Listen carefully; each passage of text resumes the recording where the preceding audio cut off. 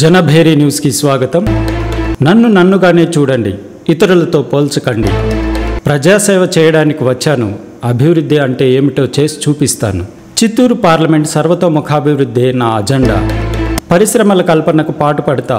నిరుద్యోగ సమస్యకు పరిష్కారం చూపుతా. విద్య వైద్య రంగానికి పెద్దపీట వేస్తా. నీటి సమస్యపై ప్రత్యేక దృష్టి సారిస్తా. అన్నదాతలకు అండగా నిలుస్తా.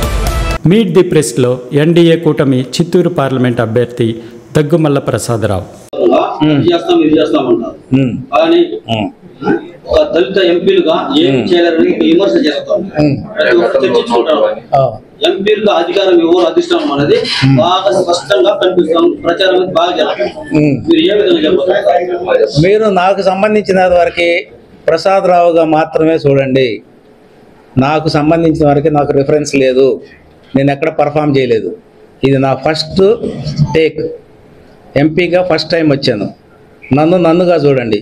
పాతోళ్ళు చేశారు with reference to Sivaprasad, with reference to somebody else చూస్తే అన్యాయం. నా క్యాపబిలిటీ వేరు, నా నాలెడ్జ్ వేరు, అతని క్యాపబిలిటీ వేరు, అతని నాలెడ్జ్ వేరు, రెడ్డిప క్యాపబిలిటీ వేరు. Don't compare, don't take reference to somebody else. Refer to my performance. రాజకీయంలో లేదు కాబట్టి reference to my performance in my department. Take reference to my performance in my business. నేను 2 రంగాల్లో చేశాను, అంతవరకే మాట్లాడండి. ఈ వేరే వ్యక్తితో మాట్లాడకూడదు. నేను బిజినెస్లో కూడా ఇదే చెప్తాను. Don't compare with anybody. It is me, it is me, it is me. ఇది కంప్లీట్ కాలేదు. ఈయన దళిత ఎంపీలు పవర్ ఇవ్వలేదు అని అంటున్నారు. ఏ నాయకత్వం కానీ అధినాయకత్వం కానీ అభివృద్ధి చేస్తానంటే చేయబాకయ్యా అనేది ఎవరు ఉండరు. అందులో చంద్రబాబు నాయుడు గారు అసలు ఉండరు. అట్లా కాకుండా వెస్టెడ్ ఇంట్రెస్ట్ తోటి అసలు నాకు ఇంట్రెస్టే లేదు, నేను చదవను, ఊరికే కూర్చొని అన్నం తినేసి తిరుగుతుంటాను, ఎన్నుకోబడ్డాను అని తిరిగే వాళ్ళకి ఎవరు సమాధానం చెప్పలేడు. ఎవడన్నా మాట్లాడినా కూడా ఇప్పుడు నేను వెళ్ళిపోయి ఏదో ఒక పెద్ద ఇండస్ట్రీస్కి ఫేవర్గా మాట్లాడాను అనుకోండి, వెస్టెడ్ ఇంట్రెస్ట్తో మాట్లాడుకుని వద్దయ్యా ఎందుకు మాట్లాడుతూ ఉంటాడు. నేను చిత్తూరు డిస్టిక్ అభివృద్ధి గురించి మాట్లాడితే ఎవరన్నా నాయకుడు వద్దని చెప్తాడా? చెప్పదా? నేను అక్కడ పోయి రిలయన్స్ ఇండస్ట్రీస్ గురించి లేకపోతే మహేంద్ర గురించి ఏదైనా బడ్జెట్లో ఇది చేయండి సార్, వాళ్ళకు 500 కోట్ల బెనిఫిట్ వస్తుంది, నాకు 100 కోట్లు ఇస్తారు సార్ అని నేను అడిగితే యూఆర్ రాంగ్, మాట్లాడొద్దు అంటారు. నేను చిత్తూరు డిస్ట్రిక్ట్ వాటర్ తీసుకొచ్చే ప్రాజెక్ట్ చెప్తా అంటే వద్దని చెప్పడానికి ఎవరికన్నా ధైర్యం ఉందా? మా అధినాయకుడు అసలు అందు చెయ్యి, నువ్వు ఎంతంత చేయి, ఐఎమ్ దేర్ బిహైండ్ యూ అంటాడు. అది మీ డౌట్స్ ఉంటే తీసేసుకోండి. బహుశా మీరు ఎన్నుకున్న నాయకులు, నేను వాళ్ళని ఏమి కామెంట్ చేయను. నన్ను మాత్రం వాళ్ళ రిఫరెన్స్తో చూడొద్దు. My knowledge is different, my intention is different, నా గోల్ కూడా డిఫరెంట్. ఇది గుర్తుపెట్టుకొని నా సమర్థత మీద మాట్లాడండి.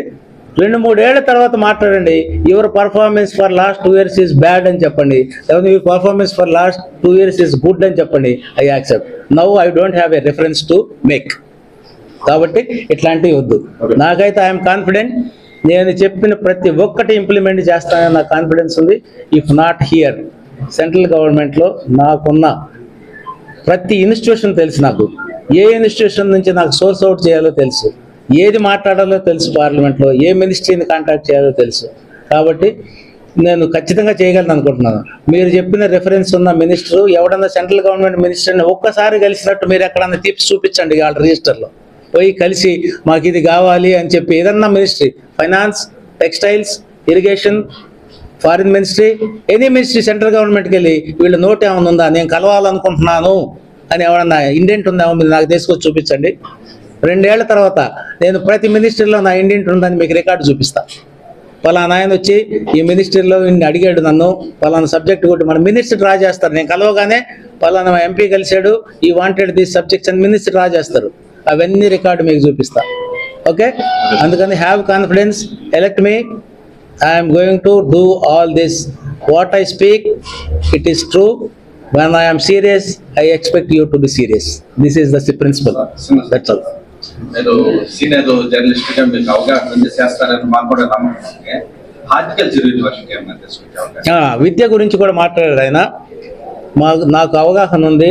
ఇక్కడ స్టేట్ యూనివర్సిటీ, ద్రవిడియన్ యూనివర్సిటీ కాకుండా స్టేట్ యూనివర్సిటీ లేదు. మనకున్న ఏమో తిరుపతికి వెళ్ళిపోయింది. ఇప్పుడు బైఫర్కేషన్ అయిన తర్వాత స్టేట్ యూనివర్సిటీ సెంట్రల్ యూనివర్సిటీని, central university is the vice chancellor, chancellor is president, vice chancellor ఇక్కడ ఉంటాడు, governor is a advisory body. అక్కడ నేను పార్లమెంట్లో మాట్లాడి, when Telangana is having central government, I mean central university, when Chennai is having, when Bengaluru having, why Andhra Pradesh is not having, కాబట్టి మాకు ఇవ్వండి అని చెప్పి నేను రిప్రజెంట్ చేసి దాన్ని తీసుకొచ్చే బాధ్యత ఇది.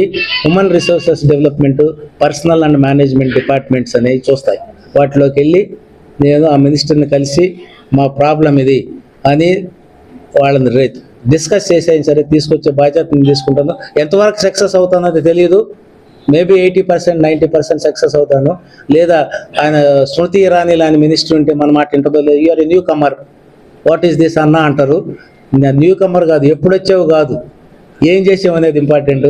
కాబట్టి నేను ఆ మినిస్టర్ని కూడా కన్విన్స్ చేయగలను అనుకుంటున్నాను. ఓకే సార్, ఇప్పుడు కొత్త పరిశ్రమలు అంటారు, ఫ్యాక్టరీలు అంటారు సార్. ఆల్రెడీ టీడీపీ గవర్నమెంట్ లో విజయ డైరీ షుగర్ ఫ్యాక్టరీ అంతకుముందు ఎందుకు జరిగింది, ఎలా జరిగింది, సిచ్యువేషన్స్ మనకు తెలియదు. ఇప్పుడు మనం డైరీ అనేది మీకు తెలుసు, ఒకనాడు చంద్రబాబు నాయుడు గారు పాల ఉత్పత్తి డైరీ పెడదామని మాట్లాడినప్పుడు అందరు నవ్వారు. ఇక్కడ చిత్తూరులో ఏంటయ్యా ఇది, ఇప్పుడు మనం మొత్తం కలిపి 10,000 లీటర్లు కూడా ప్రొడ్యూస్ చేయట్లేదు అన్నారు. ఇది కుప్పము పలమనేరు ఏరియాలో. ఇప్పుడు ఎంతో తెలుసా మన ప్రొడక్షన్? 10 లక్షల లీటర్లు సప్లై చేస్తాం, 10 లక్షల లీటర్లు సప్లై చేస్తాం. మరి నవ్విందే పండిపోయింది, నవ్వింది ఆప్షన్ పండిపోయింది. ఇప్పుడు అలిగేషన్స్ బోల్డ్ అని ఉంటాయి, అలిగేషన్స్ బోల్డ్ అని ఉంటాయి, అవన్నీ మనం నమ్మేస్తామా?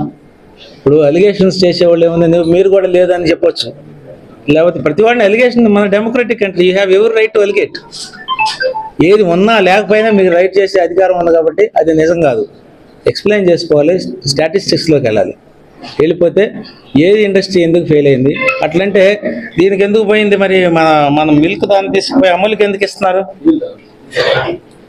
ఇప్పుడు మన డైరీని తీసుకెళ్ళి అమూల్కి ఇచ్చారు కదా వైఎస్ఆర్సీపీ ప్రభుత్వంలో. ఏమన్నా తెలుసా మీకు ఫ్యాక్ట్స్? 3 దగ్గర 650 కోట్ల విలువ చేసే లీజ్ అగ్రిమెంట్ని 30 కోట్లకి ఇచ్చారు. క్వశ్చన్ చేశారా? నా దగ్గర ఉంది ఫ్యాక్ట్స్. అది లీజుకి మనం నార్మల్ కండిషన్లో ఇస్తే 650 కోట్లు వస్తాయి, 30 కోట్లుగా ఇచ్చేది. ఎన్నాళ్ళకి ఇస్తారు లీజు? 99 సంవత్సరాలుగా. రెడ్డి ఎవడో రాజు ఎవడో 90, మేమందరం ఉండం. బహుశా ఇప్పుడు 30 ఏళ్ళు ఉన్న వాళ్ళు కూడా ఉండరు 99 సంవత్సరాలు.